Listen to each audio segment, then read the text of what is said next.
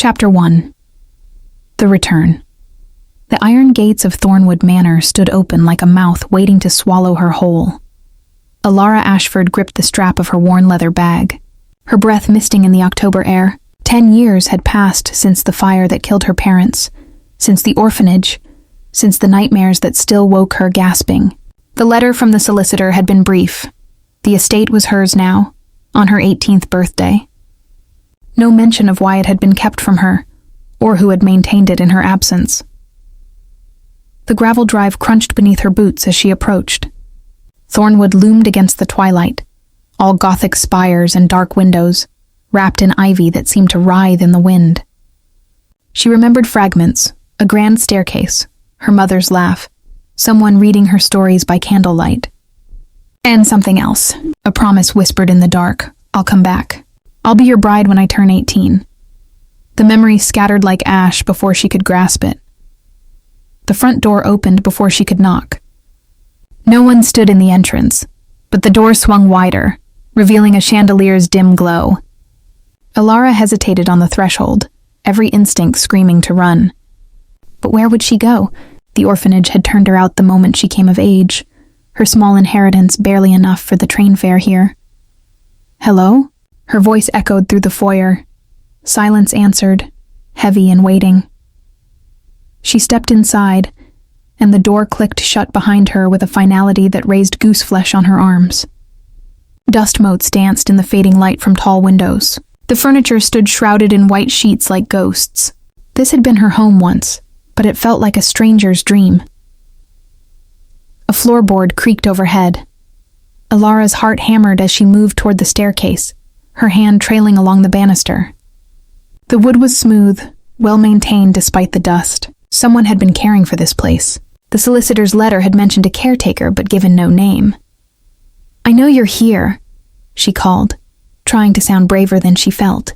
The solicitor says many things. The voice came from the shadows at the top of the stairs, male, cultured, with an accent she couldn't place. Old-fashioned, like something from a period film. Few of them true. A figure emerged from the darkness, and Alara's breath caught. He was beautiful in the way of marble statues, pale, perfect, and cold. Dark hair fell across his forehead, framing a face too angular to be merely handsome. His eyes, even in the dim light, were startling, deep amber like whiskey or autumn leaves. He wore dark clothes that belonged to another era, a wine-colored waistcoat over a black shirt. When he smiled, it didn't reach those strange eyes. "Welcome home, Alara." He descended the stairs with inhuman grace, each step silent despite his boots, though I wonder if you remember it at all. "How do you know my name?" She retreated toward the door, but her hand found only solid wood. Locked. Of course it was locked. "I know many things about you." He stopped 3 steps from the bottom, perhaps sensing her fear. "Your favorite story was Beauty and the Beast. You had a stuffed rabbit named Sir Hop-a-Lot. You were afraid of thunderstorms until someone taught you to count the seconds between lightning and thunder." The memories rushed back with painful clarity. A child's voice, a man reading by candlelight, strong arms carrying her to safety through smoke and flames. "You," she whispered. "You saved me from the fire." "I did." He tilted his head, studying her. "And you made me a promise." The fragment crystallized into full memory. Herself at 8 years old, covered in soot, crying in his arms. "Don't leave me alone, please. I'll marry you when I grow up, I promise. Just don't leave me." And his response, sad and gentle, "Very well, little one. When you turn 18, if you still wish it, I will wait for you here." That was a child's promise, Alara said, though her voice shook. I didn't understand. Promises have power. He descended the final steps, and she saw how carefully he moved, maintaining distance. Especially promises made to creatures like me. They become binding things, written in blood and time. Creatures like you. Her mouth went dry. "What are you?"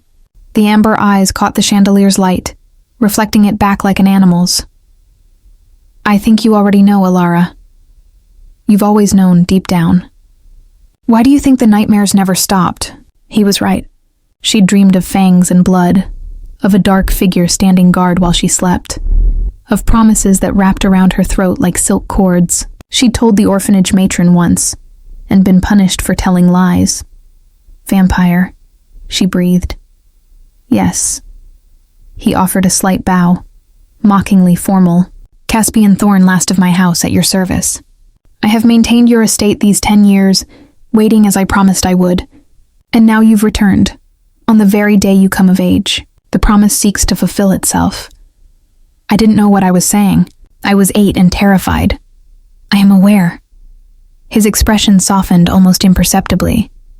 Which is why I offer you a choice, though it goes against everything my kind holds sacred.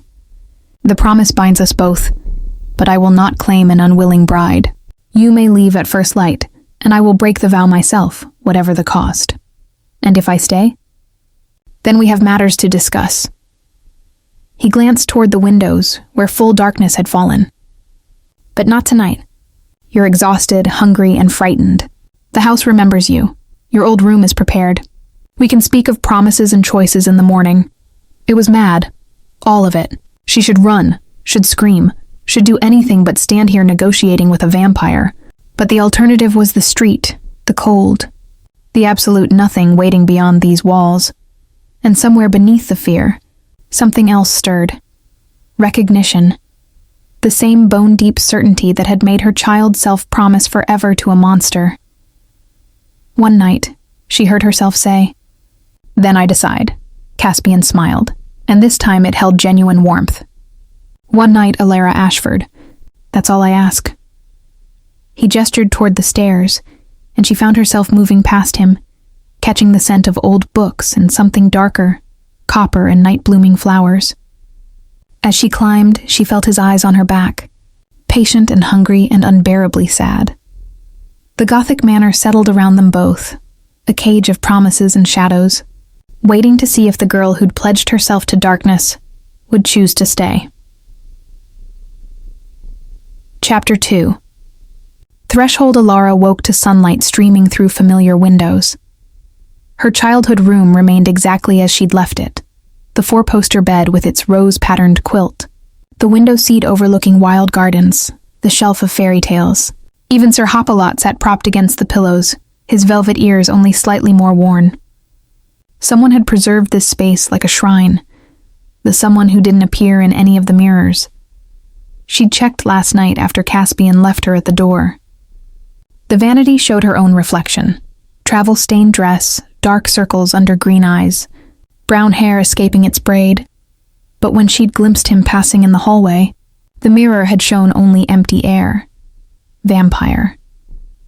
The word still felt absurd in morning light, but the evidence mounted with each observation. She dressed in clothes she found waiting in the wardrobe, a simple burgundy dress that fit perfectly despite being decades out of fashion. When she descended the stairs, following the scent of fresh bread and tea, she found breakfast laid out in the morning room. No Caspian, but a note in elegant script. "The library when you're ready." Third door on the left. The house revealed itself in daylight as both grand and melancholy. Dust sheets covered most furniture, but certain rooms, the kitchen, the library, her bedroom, were immaculately maintained. She passed portraits of Ashfords going back generations, their painted eyes seeming to follow her progress. Several frames stood empty, dark rectangles marking removed pictures. The library took her breath away. 2 stories of books lined the walls, accessible by a spiral staircase and gallery. Morning light poured through stained glass windows, painting the floor in jewel tones. The air smelled of leather and aging paper and centuries of accumulated knowledge. Caspian stood before the fireplace reading. He'd changed into more modern clothes, dark trousers and a white shirt with rolled sleeves, but the effect remained otherworldly. In full sunlight, his skin held an almost translucent quality, and he positioned himself carefully in shadow. "You kept my room exactly the same," she said. He looked up, closing the book. "I kept many things the same. Your father was a friend of sorts. After the fire, maintaining the estate seemed the least I could do. My father knew what you were, The Ashford family has known about my kind for over 200 years. He returned the book to its shelf with precise care. Your ancestor, Jonathan Ashford, discovered me wounded after a battle between vampire houses. Rather than finish me, he offered sanctuary. In return, I pledged to protect his bloodline from supernatural threats. Alara moved to the windows, needing distance to process this. The gardens sprawled below, overgrown but beautiful in their wildness. And the fire? Was that a supernatural threat? Yes, his voice hardened. The Corvinus house sought to eliminate the Ashford line. They feared your family's knowledge. The records kept of vampire weaknesses in politics. I managed to save you, but your parents... He paused. I failed them. She heard genuine pain in those words, and turned to find him gripping the mantelpiece, knuckles white. Not human, she reminded herself, but clearly capable of feeling. Why send me away? She asked. If you pledge to protect the bloodline, a child's promise creates a different kind of bond. He met her eyes, and she saw the weight of years in that amber gaze. I couldn't keep you here without it becoming a cage. You needed to grow, to live, to become someone who could make a real choice. The promise would draw you back when the time was right. And now the time is right. She said it flatly, trying to ignore how her pulse quickened when he looked at her like that, intense and careful, as if she were something precious and breakable. Now, he agreed, you're of age. The promise activates fully. You can feel it, can't you? The pull that brought you through those gates, even though you'd forgotten why. She had felt it, a compulsion like homesickness, drawing her to Thornwood despite a decade of silence. What happens if I break it? To you, nothing permanent. Restlessness, perhaps, dreams of what might have been. He moved closer, still maintaining respectful distance. To me, a blood promise broken by the promiser's choice tears something away. I would survive, but diminished, weakened, and your enemies would come for you. Eventually. He smiled without humor. But that's my burden, not yours. I meant what I said. I won't hold you to a child's vow. She studied him in the morning light. This impossible being who'd saved her life, and then waited a decade for a promise he was now offering to break. The orphanage had taught her to spot manipulation, to recognize when people wanted to use her. Caspian's offer felt like the opposite, a release she hadn't asked for. Tell me about vampire marriages, she said, instead of answering. What would it actually mean? Something flickered in his expression. Surprise? Hope? It's not what human marriages are. It's a partnership of blood and trust. I would be bound to protect you, to honor your choices. You would share certain privileges, extended life, enhanced senses, freedom to leave if you chose, though the bond would remain. And feeding? She forced herself to ask. Would you feed from me? Only with explicit consent each time. His voice dropped lower. Vampire marriages aren't about possession, Alara. They're about choice continuously made. My kind learned centuries ago that forced bonds destroy both parties. A bell chimed somewhere in the house, harsh and urgent. Caspian's head snapped toward the sound, his whole body going predator still. Get behind me! What? Now! He moved between her and the door with inhuman speed, and she saw his teeth for the first time, ordinary until they weren't, canines elongating to sharp points. They shouldn't have found you this quickly. The library doors burst open. 3 figures entered, 2 men and a woman, all impossibly beautiful and radiating cold menace. They wore modern clothes, but their eyes held the same ancient quality as Caspian's, older, hungrier, and fixed on Alara with predatory interest. Thorn? The woman purred, her voice carrying an accent Alara couldn't place. Still playing guardian to the Ashford brats? We heard the last one came home. How convenient. Caspian bared his fangs. Leave, Katerina. She's under my protection. She's under your delusion. Katerina's smile was all threat. Did you tell her the rest of the promise, Caspian? What her precious ancestor actually pledged? Alara's blood ran cold. What is she talking about? The Ashford Thorn Pact, one of the men said, circling slowly. When Caspian's house fell, your family promised sanctuary, yes, but also an heir. Each generation, one Ashford to continue the line under vampire protection. You're the last girl, which makes you very valuable to anyone who wants leverage over Thorn, or access to your family's records. That's not... Caspian started. Not what? Katerina laughed. Not why you've been waiting, please. The Corvinus house failed 10 years ago, but we've been watching, patient, and now she's walked right through your doors, ripe and ready for claiming. I'm not claiming anyone, Caspian snarled. And you're trespassing, are we? Katerina produced something from her pocket, a faded envelope. We received an invitation. Old magic, but still valid. Someone in this house wanted us here. The temperature plummeted. Ilara's breath misted as the 3 vampires spread out, boxing them in. Caspian's hand found hers, his grip ice cold but steady. Stay close to me, he murmured. Whatever happens, don't run. They're faster. Caspian, trust me. Ilara, like you did when you were 8, the library erupted into violence. Chapter 3. Blood and Promises. Caspian moved like liquid shadow. He met the first attacker mid-lunge, catching the male vampire by the throat and hurling him into a bookshelf. The impact sent volumes cascading down, but Caspian was already turning, intercepting the second male before he could reach Ilara. Their collision shook the floor. Supernatural strength meeting, supernatural strength in a brutal clash. Ilara stumbled backward, her mind screaming contradictions. This couldn't be real. People didn't move like that, didn't hit each other with sounds like breaking stone. But her eyes showed the truth. Caspian fighting with centuries of skill, his cultured demeanor stripped away to reveal the apex predator beneath. Katerina ignored the fight, her attention fixed on Ilara with unnerving focus.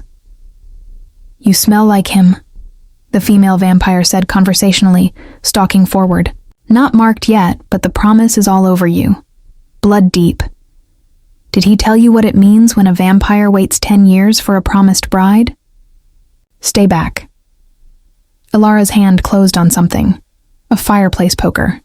Useless against creatures like this, but better than nothing. It means obsession.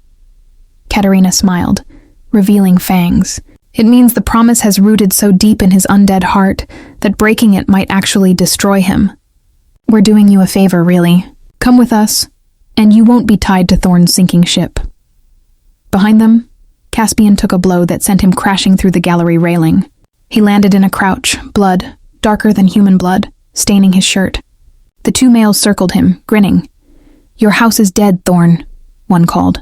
Has been for a century. Stop pretending an Ashford girl can resurrect it. This isn't about houses. Caspian's voice had gone rough, almost inhuman.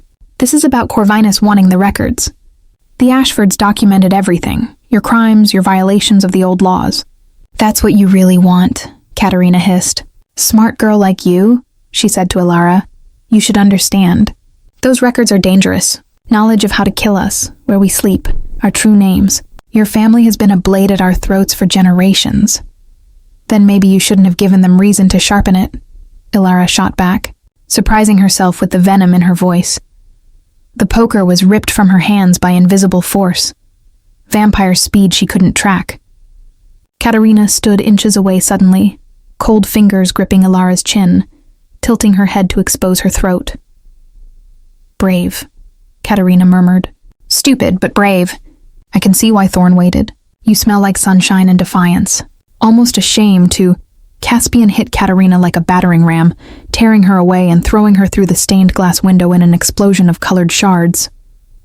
They tumbled together into the gardens, and Ilara heard Katerina's scream of pain as sunlight touched her skin. The 2 males moved to follow, but Caspian was already returning, positioning himself between them and Ilara once more. His shirt hung in tatters, revealing pale skin marked with burns that were visibly healing. Invitation or not, this ends now, he said quietly. The girl is under my protection and I invoke sanctuary rights. Attack her again, and I call blood hunt on Corvinus house. The vampires froze. You can't, one said, but doubt crept into his voice. You're the last of Thorn. You have no house to call. I have an heir. Caspian didn't take his eyes off them. Promised and present. That's enough for the old laws. She hasn't accepted. I accept. The words left Alara's mouth before conscious thought.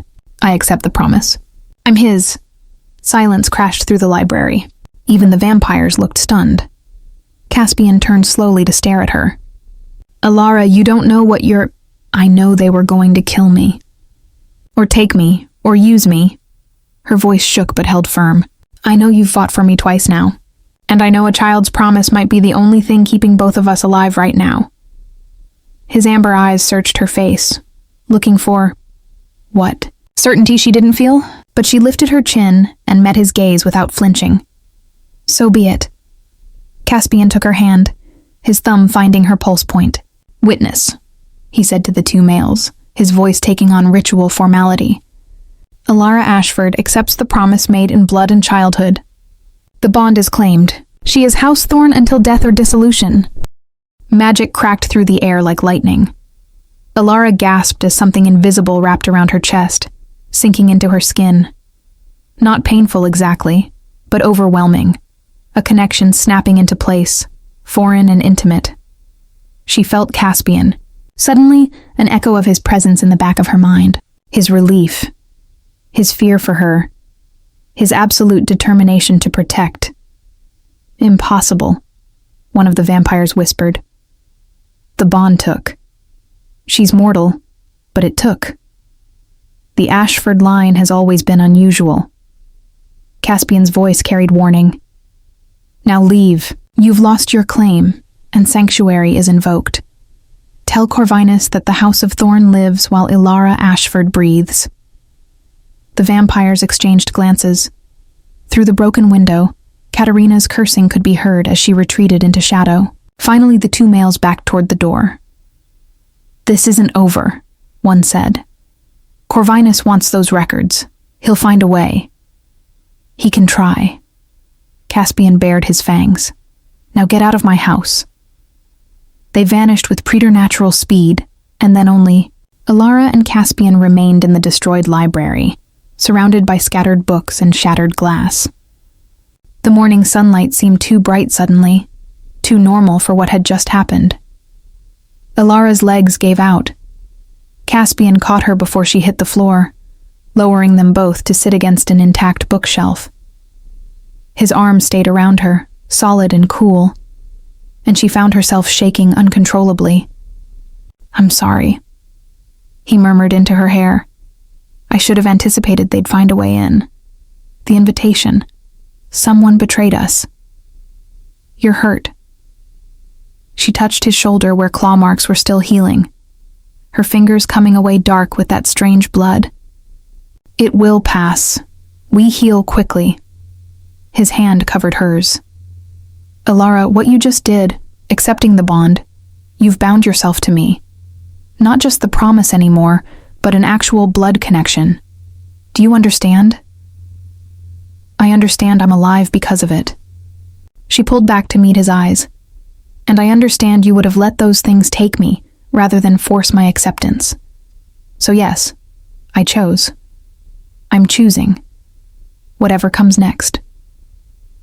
Something shifted in his expression. Vulnerability she hadn't seen before. The bond goes both ways.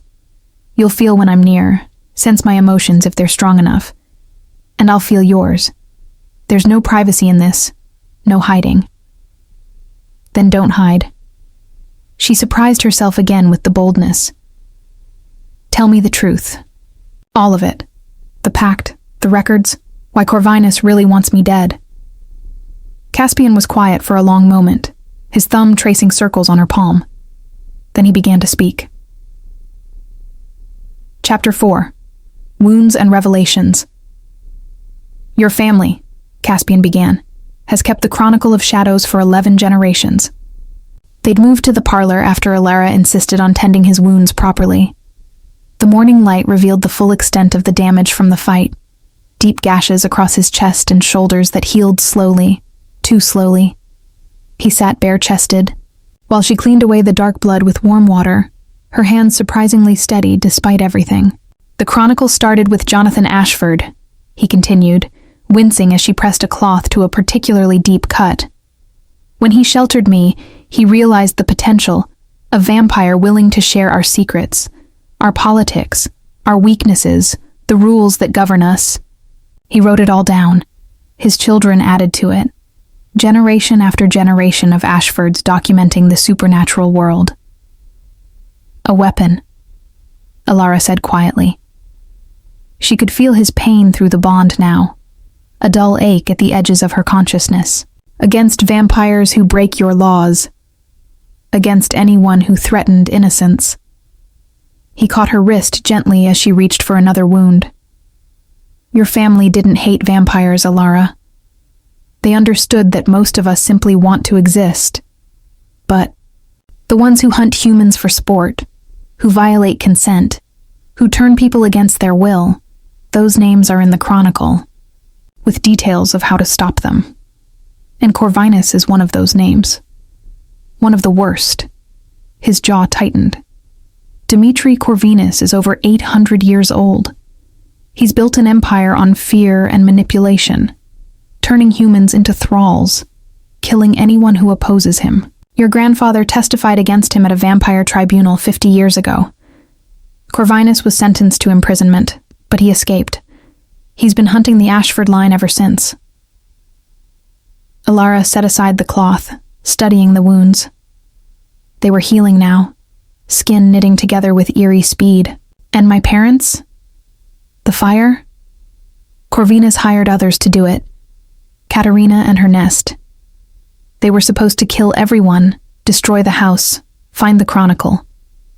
His voice dropped. I was away, tracking a lead. By the time I felt the danger through the bond with your father, it was too late for them, but I got to you. She remembered suddenly, smoke choking her lungs, flames everywhere, and then cool arms lifting her, a voice promising safety. You carried me out. You were unconscious. Smoke inhalation. I took you to the garden, tried to revive you. His hand touched her cheek, and the bond flared with emotion, old fear, desperation. You woke up crying, asking where your parents were. I couldn't tell you they were gone. So I held you, and I promised to marry you. The memory was crystal clear now. I said I'd be your bride when I turned 18, if you'd stay with me. I told you I'd wait. His thumb brushed away a tear she hadn't realized was falling. And then I made the hardest choice of my life. I sent you away, to normal human existence, hoping you'd forget. Hoping the promise would fade, but it didn't. Blood promises never do. They written themselves into destiny. He dropped his hand, looking away. I've spent 10 years preparing for this day, maintaining the house, strengthening wards, trying to track down the Chronicle before Corvinus could. Your parents hid it somewhere, but I've never found it. Alara stood, moving to the window. Through the broken glass in the library next door, she could see where Katerina had fallen into the gardens. Scorch marks stained the grass where sunlight had burned vampire flesh. I felt you accept the bond, Caspian said softly. I felt your choice. But Alara, you need to understand what you've agreed to. Corvinus won't stop. Not now that he knows you're here and bonded to me. He'll see it as the perfect leverage. Then we need to find the Chronicle first. We? He rose, and she felt his surprise through the bond. Alara, I'm not asking you to fight this battle. You're not asking. I'm choosing. She turned to face him. This is my family's legacy, my burden to carry. And now, apparently, I'm House Thorn too. That makes it our battle. For a long moment, he simply stared at her. Then slowly, he smiled. Genuine and warm and devastating. You really are Jonathan's descendant. Stubborn as stone. Where would my parents have hidden something that important? She asked, focusing on the practical because the way he looked at her made it hard to think. I've searched everywhere. The house, the grounds, even the Ashford tomb in the village cemetery. He moved to stand beside her, close enough that she felt the coolness radiating from his skin. Your mother was clever, though. She would have chosen somewhere meaningful, somewhere only family would think to look. A thought struck Alara. My room. It was preserved exactly as I left it. Yes, but I've been through it dozens of times. With adult eyes. She was already moving toward the door. I need to think like 8-year-old me. Where would I have hidden my most precious things? They climbed the stairs together, and Alara found herself hyper-aware of Caspian beside her. The bond hummed between them, carrying impressions. His growing hope, his concern. Something else she couldn't quite name. When they reached her room, she paused at the threshold. My mother used to tell me stories here, she said softly. Fairy tales, but darker. She'd say they were family histories, that the Ashfords had always walked between the human world and the shadows. She was preparing you.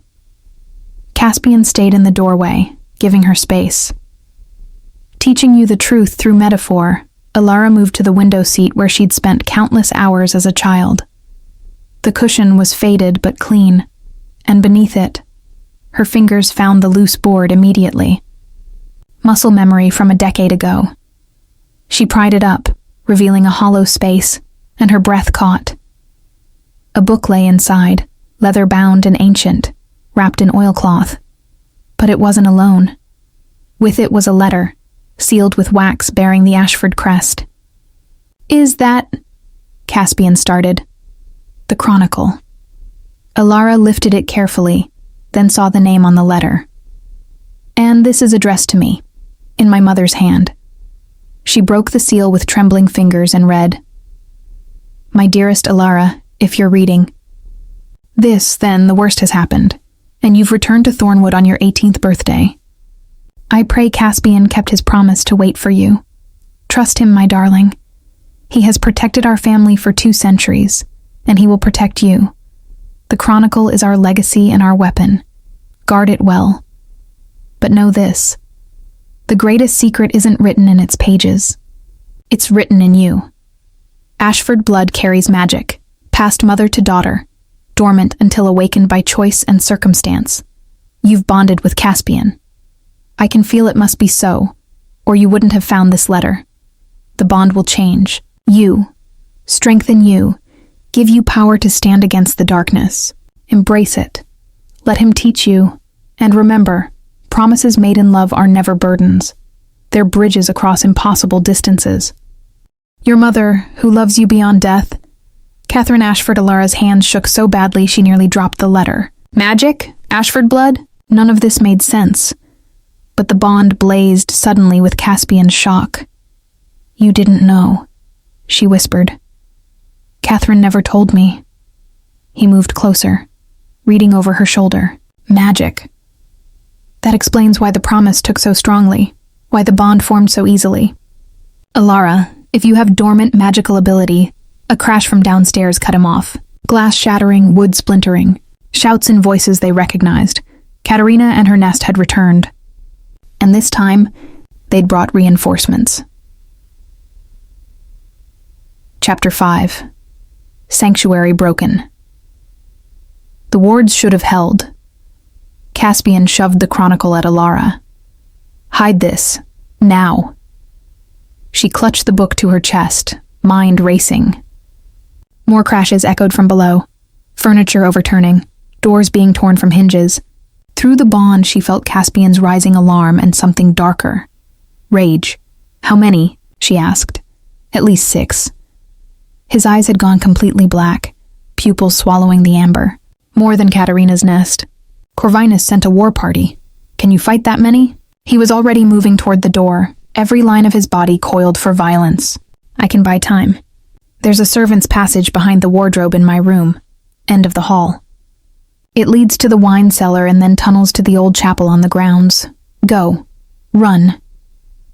I'm not leaving you to... Alara. He turned, and the intensity in his gaze stopped her breath. If they take you, they take everything. The Chronicle, the bond, any chance of stopping Corvinus. I've waited 10 years. I can wait a few more hours while you get to safety. And if you die? The words tasted like ash. I'm already dead, remember? His smile was bitter, just significantly harder to kill than most. Now go! A vampire crashed through the door, male younger than Katerina, fangs bared. Caspian met him with brutal efficiency, snapping his neck and hurling the body aside. It would only slow the creature down, but it bought seconds. Go!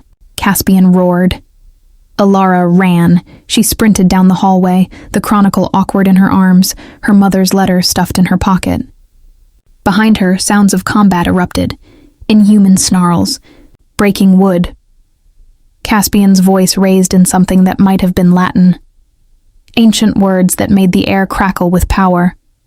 His room was smaller than she'd expected, monastic in its simplicity. A bed, a desk covered in books, shelves of carefully organized volumes, no mirrors, no windows. She found the wardrobe and wrenched it open, shoving aside dark clothes until her fingers found the seam in the back panel. It swung inward, revealing narrow stone stairs descending into darkness. Through the bond, she felt Caspian take a serious wound, sharp pain that made her gasp and stumble. He was fighting 6 vampires, buying her escape with his own safety. The knowledge burned like acid. I won't let your sacrifice be for nothing, she thought fiercely, and plunged into the passage. The stairs spiraled down forever, lit only by occasional slits in the stone that let in threads of daylight. She descended carefully, one hand on the damp wall, the other clutching the chronicle. Her heart hammered so loudly she almost missed the footsteps behind her. Almost. Alara ran, taking the stairs 2 at a time, heedless of twisted ankles or broken bones. The passage leveled out into a cellar lined with wine racks, dusty bottles gleaming in the dimness. She could see the tunnel entrance on the far side, a low archway carved with symbols she didn't recognize. A hand closed on her shoulder, yanking her backward. She screamed and swung the chronicle like a weapon. It connected with her attacker's jaw, Katerina, her beautiful face contorted with fury. The vampire hissed and recoiled, and Alara saw smoke rising from where the book had touched her skin. Protected, Katerina spat. Of course the Ashfords would bless their precious chronicle against our kind. Alara backed toward the tunnel, holding the book before her like a shield. Stay away from me. Or what? You'll hit me with literature? Katerina laughed, circling. Caspian can't save you now. He's busy with my brothers, and you're just human. Mortal. Fragile. I'm House Thorn, Alara said, surprised by the steadiness in her voice. Blood-bonded and under sanctuary. Hurt me, and every vampire in the old world will hunt you. Only if anyone finds out. Katerina lunged. Alara did the only thing she could think of. She opened the chronicle. Light exploded from the pages, brilliant and searing. Katerina screamed, her hands flying up to shield her face as the illumination washed over her like liquid fire. Words rose from the ancient paper, glowing gold, hanging in the air between them. They were in languages Alara didn't know, but somehow she understood their meaning. By blood given freely, by promises kept sacred. Let no creature of shadow bring harm to those who bear this truth. The magic slammed into Katerina, throwing her back against the wine racks. Bottles shattered, red wine spilling like blood. The vampire writhed, smoke rising from her skin where the chronicle's light touched her. Alara stood frozen, staring at the glowing book in her hands. Her blood had activated it, must have, from where she'd gripped it too tightly, cutting her palm on the ancient binding. She was an Ashford. The chronicle recognized her. She felt the magic then, waking in her veins like ice-cold fire. Her mother had been right. Something in her blood resonated with the book, with centuries of accumulated knowledge and protection spells. She wasn't helpless. She'd never been helpless. Katerina staggered to her feet, her face blistered, eyes blazing with hatred. Little witch, Corvinus will peel the skin from your bones for that. He'll have to catch me first. Alara backed into the tunnel, the chronicle still glowing faintly. Tell him the Ashford line isn't as easy to extinguish as he thought. She turned and ran into darkness, leaving Katerina's curses echoing behind her. The tunnel seemed to stretch for miles, twisting and turning through earth that smelled of roots and stone. The chronicle's glow faded gradually, returning to mundane leather and paper. But Alara still felt the echo of its power humming against her skin. Her mother's magic, passed down through generations, dormant until needed. Finally, she saw a dim light ahead, the tunnel's end. She emerged into the ruins of a small chapel, its roof long gone, walls crumbling under centuries of weather. Late afternoon sun slanted through the empty windows, warm and normal and completely at odds with everything that had just happened. Alara collapsed against a moss-covered pew, her legs finally giving out. The chronicle lay heavy in her lap, and her mother's letter crinkled in her pocket. She was alone in a ruined church, hiding from vampires who wanted to kill her. Bonded to a creature who'd waited 10 years for a promise she'd made as a child. And somehow, impossibly, she wasn't afraid. Through the bond, she reached for Caspian. He was alive. She felt his presence, distant but steady. Wounded but fighting, she sent everything she could through their connection. Determination, strength, the promise that she wouldn't run, not really. She'd hide until dark, and then she'd come back for him. Wait for me, she thought. Like I waited for you. The bond pulsed once. Acknowledgement or agreement, she couldn't tell. But it was enough. Alara hugged the chronicle to her chest and began to plan. Chapter 6. Moonlight and magic night fell, and Alara emerged from the chapel ruins with purpose burning in her chest. She'd spent the remaining daylight hours reading the chronicle by fading light. Page after page of careful script, her grandfather's, her great-grandmother's, Jonathan Ashford's ancient hand, documenting vampire houses, their politics, their weaknesses. But more than that, she'd found the truth her mother promised. Notes about Ashford magic, rituals passed mother to daughter, protections written in blood and moonlight. One passage had been marked with a ribbon. The bonded human becomes threshold, neither fully mortal nor vampire, but something between.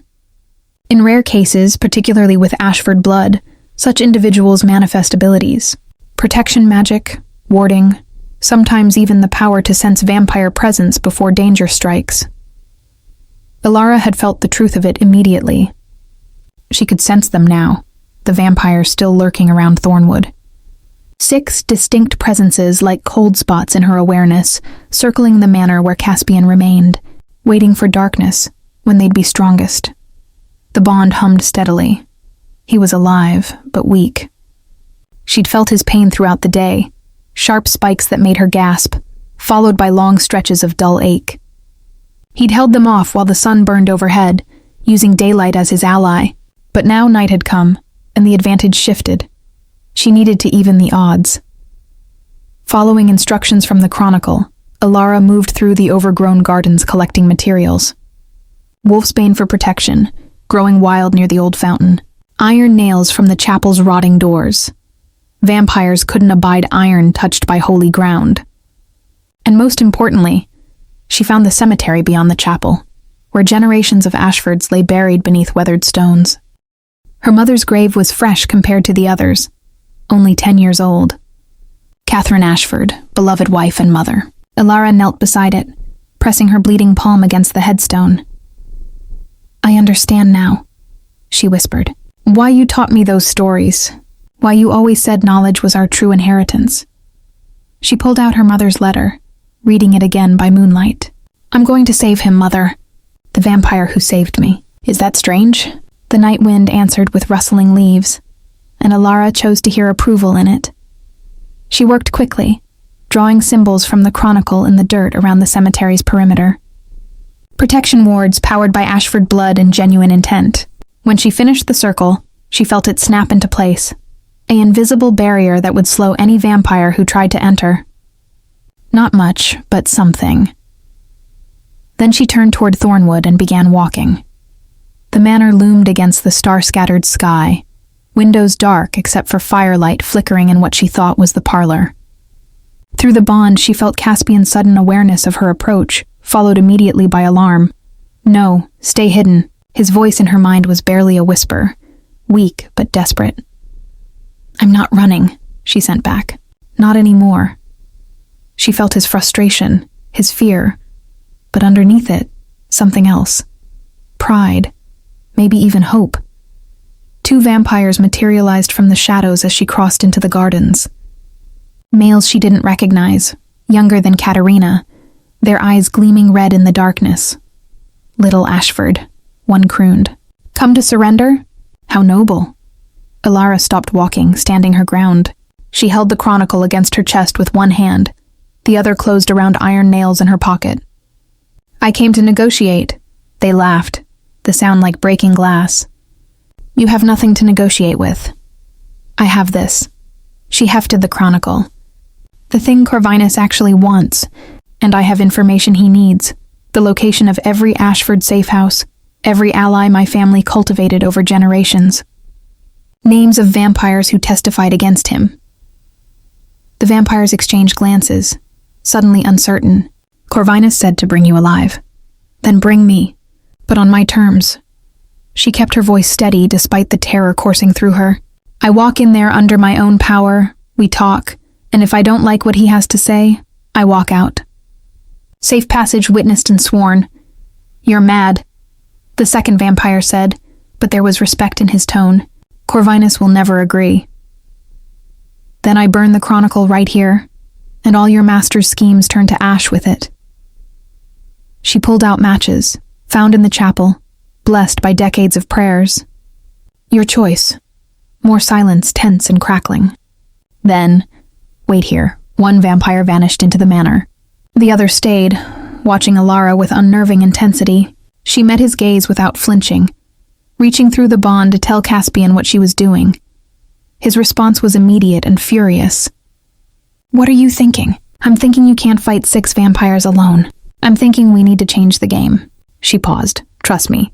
"Like I trusted you." She felt him wrestle with it, every instinct demanding he protect her, but also understanding her logic. "Finally, if this goes wrong, then we go down fighting. Together." The vampire returned with Katerina, her face still blistered from the chronicle's light. She looked at Alara with pure venom but nodded curtly. "Corvinus agrees. Safe passage to talk, but if you try anything, little witch, promise or no promise, I'll tear you apart." "Understood." Alara fell into step between them, clutching the chronicle. "Let's go meet your master." They led her through the front doors into the foyer she'd entered just yesterday. It felt like years ago. The parlor beyond had been transformed into a throne room of sorts, furniture pushed back. Corvinus himself standing before the fireplace like some dark prince from her childhood fairy tales. He was beautiful, of course. They all were. Ancient beyond measure, with pale skin, dark hair touched with silver at the temples, and eyes like chips of obsidian. He wore modern clothes that couldn't hide his age. He moved with the weight of centuries, power radiating from him like cold fire. And there, chained to the wall with silver that burned his skin, was Caspian. Alara's heart clenched. He was badly wounded, his shirt torn, deep cuts across his face and chest. But he was alive, and when their eyes met, she felt his presence in her mind, warm despite everything. "I'm here," she sent. "Hold on. Alara Ashford." Corvinus's voice was silk and poison. "How very like your mother you are." Chapter 7. The Devil's Bargain. "I'll make this simple," Corvinus said, circling Alara like a predator assessing prey. "Give me the chronicle. Break your bond with Thorn, and I'll let you both live. Refuse and I'll kill him slowly while you watch. Then I'll take the chronicle anyway." Alara forced herself not to look at Caspian, though she felt his pain through the bond like a knife between her ribs. The silver chains burned him continuously, preventing him from healing. And I'm supposed to trust the word of someone who murdered my parents? "I didn't kill them personally." Corvinus waved a dismissive hand. "I hired others. Business, not personal. How comforting." She clutched the chronicle tighter. "I have a counteroffer." That got his attention. The ancient vampire stopped circling, his obsidian eyes fixed on her face. "You presume to negotiate? I have what you want. That gives me leverage." She was gambling everything on her interpretation of the chronicle's notes, on her mother's guidance, on pure desperate courage. You want the book because it contains records of your crimes. Testimony that could see you executed by the vampire tribunal if anyone brought charges." "The tribunal is a joke," Corvinus sneered. "Toothless, not if an Ashford testifies. We're neutral parties, respected by both human and vampire communities. Our word carries weight." She opened the chronicle to a page she'd marked, showing detailed accounts of Corvinus's violations. Humans killed, consent violated, old laws broken. "This is enough to convict you 10 times over, unless..." "Unless?" His voice had gone dangerously soft. "Unless an Ashford formally pardons you, removes the charges from the record." She met his gaze steadily. "I can do that. The chronicle responds to my blood. I can erase your crimes, give you a clean slate with the tribunal." Silence. Every vampire in the room had gone still, watching their master process this offer. "In exchange for?" Corvinus asked finally. "Caspian's freedom. Safe passage for both of us. And you forget the Ashford line exists." She paused. "I'll even tell you where my family's safe houses are. Give you access to anything that isn't directly related to you. But you leave us alone, forever." She felt Caspian's shock through the bond, followed by furious denial. "No, Alara, you can't give him that much power. Watch me," she sent back. Corvinus studied her for a long moment. Then he laughed, genuine and delighted. "You brave little fool. You actually think I'd honor such a bargain? I think you're practical.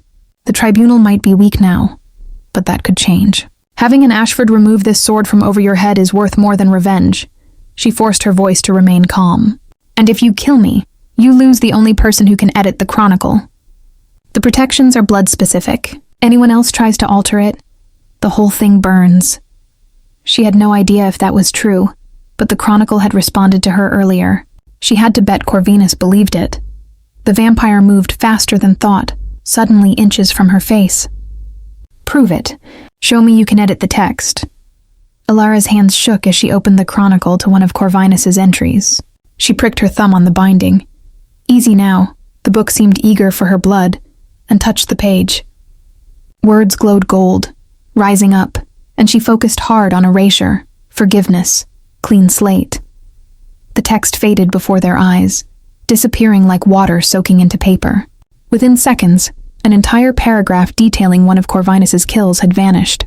The vampire's eyes widened. "Extraordinary. The Ashfords built better protections than I thought." He stepped back, considering. "Very well. I accept your terms with one modification." Alara's heart sank. "What modification?" "You don't just erase my records and leave. You come with me, serve as my consultant. Permanently." His smile was all teeth. "Think of it as insurance. If you're with me, I can ensure the chronicle stays edited. And if Thorn tries anything, well..." He gestured at Caspian. "I'll know where to find leverage." "No." Caspian's voice was raw. "Alara, don't..." "That wasn't our deal," Alara said, fighting to keep her voice steady. "It is now." Corvinus moved to Caspian, running a finger along the silver chains. The vampire hissed in pain. "You have 10 seconds to decide. Come with me willingly, or I start removing his limbs. Silver prevents healing, you know. It would be very slow." Through the bond, Alara felt Caspian's agony and his desperate plea. "Let me go." "Save yourself." But she remembered her mother's letter. Promises made in love are never burdens. They're bridges across impossible distances. She'd promised to be Caspian's bride. She'd bonded herself to him. And love, because she could admit it now in this moment, wasn't about possession. It was about choice. It was about sacrifice. "I'll come," she said quietly, "but on one condition. You're not in a position. I'll come willingly, serve as your consultant, and edit the chronicle for you. But you release Caspian now, completely healed, with safe passage to wherever he wants to go." She straightened her spine. "And you swear on your true name that you'll never hunt him or harm him again." Corvinus tilted his head. "Why would you sacrifice so much for him?" "Because 10 years ago he could have bound me against my will. He could have kept an 8-year-old child as his promised bride, raised me in darkness." Her eyes burned, but she didn't let the tears fall. "Instead, he gave me freedom. Let me live. Only ask that I come back when I was old enough to choose. And when I did choose him, he would have broken the bond himself to spare me. She looked at Caspian then, letting him see everything through the bond and in her eyes. That's worth saving. He's worth saving. How touching. Corvinus's voice dripped sarcasm, but something flickered in his expression. Calculation. Fine. I swear on my true name, Dmitri Alexander Corvinus, that I will release Thorn unharmed and cease all hostilities toward him. The air crackled with binding magic. There, satisfied? Release him first. Corvinus gestured and Katerina moved to unlock the silver chains. They fell away, and Caspian collapsed, his body already healing now that the silver no longer touched him. He struggled to his feet, eyes blazing with fury and anguish. Alara, I won't let you. You don't have a choice. She smiled, hoping it looked braver than she felt. Go, live, that's all I need. I waited 10 years, he said hoarsely. You think I'll just leave you to? You'll honor my choice, like you've always honored my choices. She turned to Corvinus before she could weaken. I'm ready.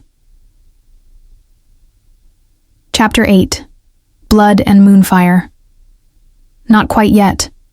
The voice came from the doorway, new, unexpected, and carrying an authority that made every vampire in the room turn. An elderly woman stood there, leaning on a silver-topped cane, her white hair piled in an elegant twist. She wore old-fashioned traveling clothes and an expression of profound annoyance. Helena. Corvinus's face went slack with shock. You're supposed to be dead. Yes, well, I find rumors of my demise greatly exaggerated. The woman, Helena, stepped into the parlor, and Alara saw the resemblance immediately. Same green eyes, same stubborn chin. Hello, Alara, darling. I'm your great-aunt Helena, your mother's aunt, technically. Sorry I'm late. How did you... Alara started. Blood calls to blood when the chronicle is opened. Helena moved with surprising speed for her apparent age, positioning herself between Alara and Corvinus. I felt you activate the family magic from 3 countries away. Took the first flight I could. This changes nothing, Corvinus said, though his posture had shifted to defensive. The girl made a deal, under duress, hardly binding. Helena's eyes flashed with something inhuman, not vampire but not entirely human either. And you know the rules, Dmitri. Sworn oaths made in exchange for a hostage's safety are voidable by blood witnesses. I'm invoking family right of challenge. The temperature dropped. Katerina and the other vampires backed away, suddenly nervous. You can't be serious, Corvinus said. You're mortal, old. One of mine could snap you like kindling. I'm Ashford. Helena smiled, showing teeth. We don't break easily, and I've had 90 years to study the Chronicle, learn every vampire weakness, prepare for the day someone would threaten my family again. She tapped her cane on the floor, and symbols blazed to life across the parlor, carved into the floorboards, hidden under rugs, waiting all this time. Did you really think the Ashfords wouldn't have contingencies? The symbols formed a circle of containment, trapping Corvinus and his vampires inside. Helena had activated wards built into Thornwood itself, protections layered over generations. You're bluffing, Corvinus snarled. Those wards can't hold me. I'm 800 years old, and the Ashford family has been preparing for creatures like you for 11 generations. Helena's voice went hard. Now. You're going to release my great niece from that coerced oath. You're going to leave this house, and you're going to forget the Ashford line exists. Or I'll activate the final protection. What final protection? Helena lifted her cane, revealing that the silver top unscrewed to reveal a vial of dark liquid. Every vampire who's ever fed from an Ashford gave us their blood in exchange. Consensual feeding, properly sworn. We've kept samples, preserved them, and I have yours, Dmitri, from when you negotiated with my grandfather in 1847. Corvinus went very still, through the bond. Alara felt Caspian's sudden understanding and grim satisfaction. Blood magic, the ancient vampire whispered. You wouldn't dare. The tribunal banned unconsented blood magic. This was freely given, properly archived. Helena smiled grimly. And with it I can do all sorts of interesting things. Make you sleep, make you weak, Or, if I'm feeling particularly vindictive, make you walk into sunlight. The threat hung in the air. Blood magic was ancient, powerful, and absolutely binding. If Helena truly had Corvinus's blood and knew the right rituals, she could control him. The other vampires wouldn't help. They'd scatter rather than risk the same. "This is unprecedented," Corvinus said, but his voice had lost its certainty. "This is the consequence of murdering my family." Helena's eyes blazed. "Did you think Catherine died for nothing? That her daughter wouldn't be protected? We planned for this, Dimitri, all of it. Even the part where Alara came back at 18, bonded to young Thorn, and activated her magic." Alara stared at her great-aunt. "You knew? Mother knew I would bond with him? Hoped, more like." Helena's expression softened slightly. "The promise you made as a child was recorded in the family grimoire, another book you haven't found yet, Dimitri.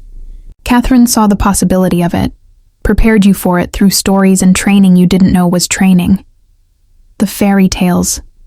Alara breathed. "She was teaching me about vampires. About choice, actually. About how the best relationships are built on respect and freedom, not possession." Helena turned back to Corvinus. "Now, do we have an understanding, or do I need to demonstrate exactly how effective Ashford blood magic can be?" For a long moment, no one moved. Then Corvinus inclined his head stiffly. "I release Alara Ashford from the oath." "The deal is void," magic snapped, the coerced bond breaking. Alara gasped as pressure she hadn't fully registered vanished. "Good. Now leave, all of you." Helena gestured, and the containment circle flickered, creating a narrow exit path, and spread the word. "Ashfords are under protection. Next vampire who threatens my family answers to me." Corvinus moved toward the exit, then paused. "This isn't over, Helena. You're mortal. Eventually you'll die. Yes, I will, and I've trained 3 apprentices who know everything I know, who have copies of the grimoire and the chronicle." She smiled. "The Ashfords are a hydra, Dimitri. Cut off one head, 3 more grow back. We've survived this long by being thorough." The ancient vampire studied her for a moment longer, then vanished into the night. Katerina and the others followed, melting into shadow, and suddenly the parlor was just a parlor again, damaged, but safe. Ilara's legs gave out. Caspian caught her before she hit the floor, his arms solid and familiar and desperately welcome. She felt his relief through the bond, his joy, his overwhelming need to hold her and never let go. "I thought I'd lost you," he murmured against her hair. "I thought you'd let me go." She pulled back to look at him. "I told you to leave. And you think I could walk away while you sacrificed yourself?" His hands cupped her face. "Alara, I've waited 10 years. If you think I'd abandon you now..." She kissed him. It was desperate and clumsy and perfect. 10 years of waiting and fear and hope pouring into that single point of contact. His lips were cool but softened immediately, one hand sliding into her hair while the other wrapped around her waist. The bond blazed between them, and she tasted the depth of his devotion, his love, the promise he'd kept all this time. When they finally broke apart, both breathing hard, Helena cleared her throat. "Well, that's settled then." Chapter 9. Trial by Moonlight. The celebration proved premature. Katerina crashed through the parlor window in an explosion of glass, her face twisted with rage. "You think you've won? Corvinus might honor his word, but I don't care about oaths or old laws." She lunged for Alara, claws extended. "You humiliated me, burned me with your pathetic book. I'll rip your throat out for that." Caspian intercepted her, the 2 vampires colliding with force that cracked the floor. They rolled apart, both landing in crouches, fangs bared. "Katerina," Corvinus called retreat. Caspian warned. "This is madness." Madness is letting a mortal girl and some old woman dictate terms. She circled, looking for an opening. "Corvinus is weak. Maybe it's time for new leadership in our house." "She's gone rogue." Helena gripped her cane, symbols beginning to glow along its length. "Alara, behind me." But 2 more vampires smashed through the front door, members of Katerina's nest, loyal to her rather than Corvinus. The parlor erupted into chaos. Caspian fought Katerina with centuries of skill, but he was still healing from the silver chains. Helena engaged one of the nest members, moving with impossible speed and precision for someone her age, using blood magic to slow her opponent. But the third vampire focused on Alara, grinning with anticipation. "Just you and me, little witch," he crooned, advancing slowly. "Let's see how much magic you really have." Alara backed toward the fireplace, clutching the chronicle. The book had saved her once in the cellar, but she had no idea how to consciously activate its power. That time had been pure instinct. Panic. Blood. Blood. That was it. The chronicle responded to Ashford blood.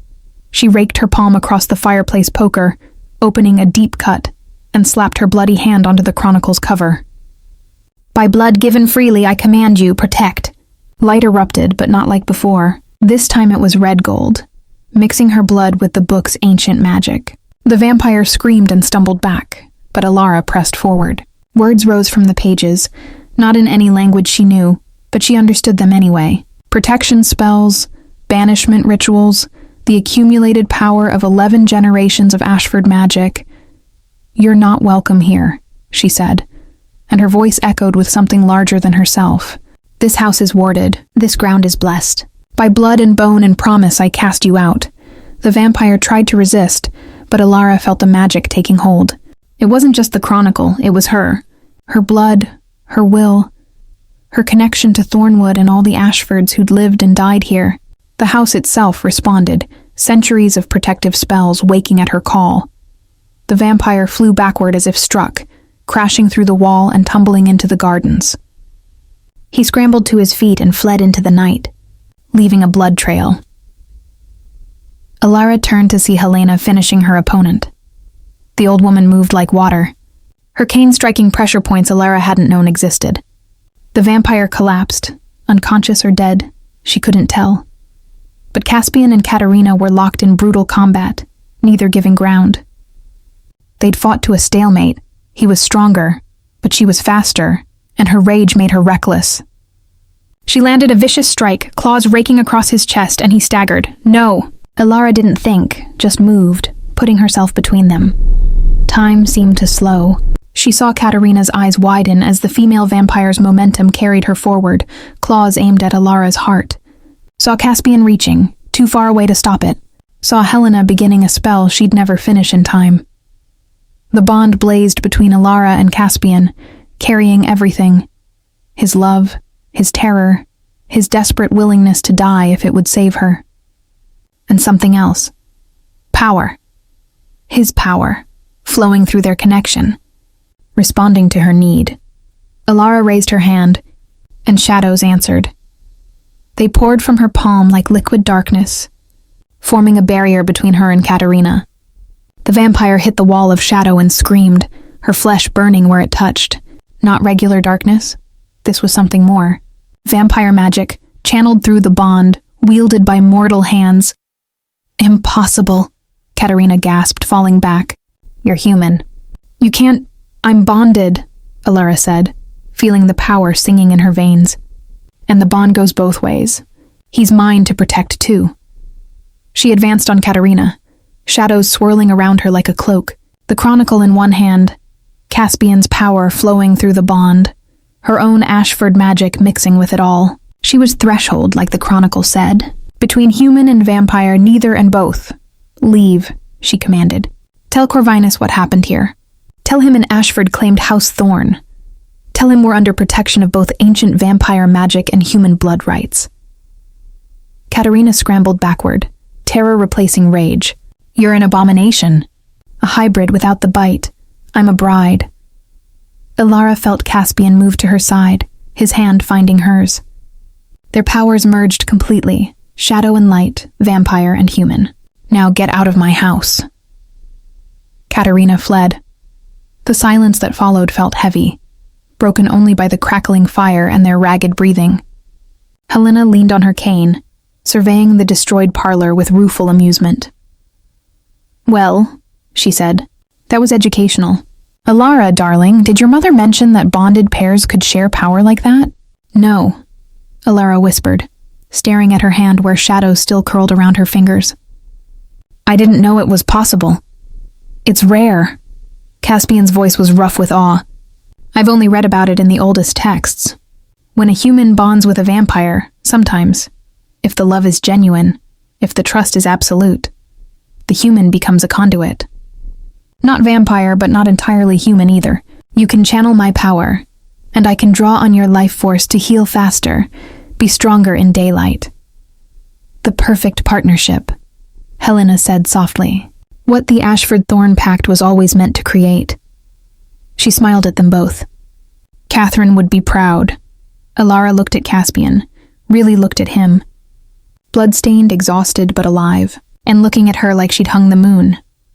"I love you," she said, because it was true and she was done hiding it. "I don't know when it happened, or if maybe I've loved you since I was 8 years old and you carried me out of the fire. But I do. I love you, I know." His smile was devastating. "I've felt it through the bond. And I've loved you since the moment you walked through those gates." Pretending not to be terrified. Chapter 10, Bride of Shadows. 3 months later, Alara stood in the library as winter sunlight streamed through repaired windows. Thornwood had been restored, room by room, with Helena's help and careful application of Ashford money that had been accumulating in trust for decades. The scorch marks were gone, the broken furniture replaced, and the house felt lived in again. Warm, safe. Caspian worked at the desk, translating a section of the Chronicle into modern English. They'd decided to create a new version, still protected, but more accessible to future generations. He wore reading glasses that made him look absurdly domestic, and Alara smiled every time she saw them. "What?" he asked without looking up. "Nothing. You're just—" She moved behind him, wrapping her arms around his shoulders. "Very professorial today." He turned to kiss her hand, the gesture automatic after months of learning each other's rhythms. "Helena insists we preserve all the research properly. Apparently my handwriting is terrible." "Your handwriting is beautiful. It's just in 3 dead languages. A minor issue." He pulled her into his lap, setting aside the quill. "We could take a break." "We could."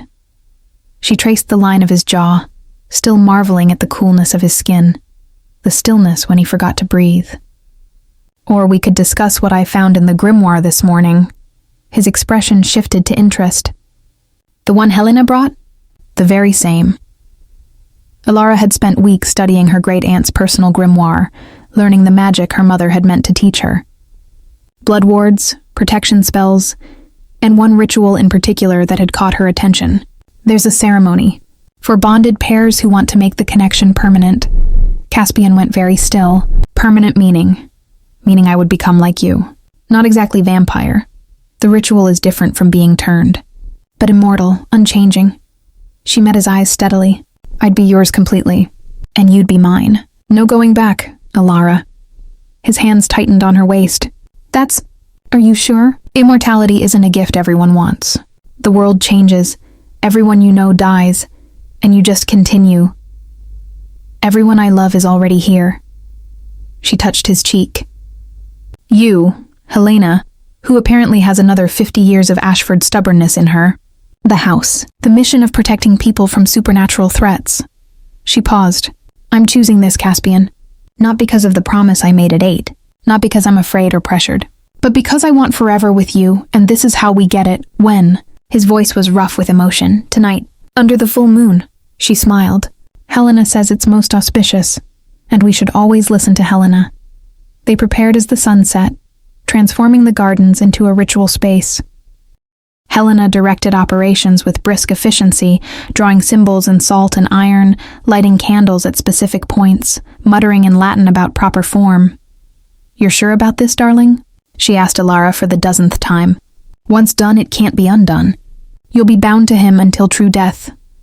"I'm sure." Alara wore her mother's wedding dress, altered to fit her, ivory silk that glowed in the candlelight. "This is what I choose."